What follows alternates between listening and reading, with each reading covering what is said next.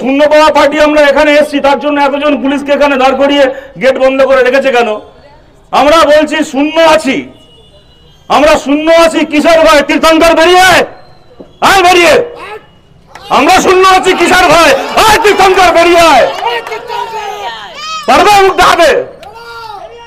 মুখ দেখাতে পারবে না। এখানে আসার পরে আমাদের পুলিশের পক্ষ থেকে জিজ্ঞেস করছেন আমরা কোনো ডেপুটেশন দেবো কি না। আচ্ছা, ডেপুটেশন দিলে আপনারা শুধরবেন?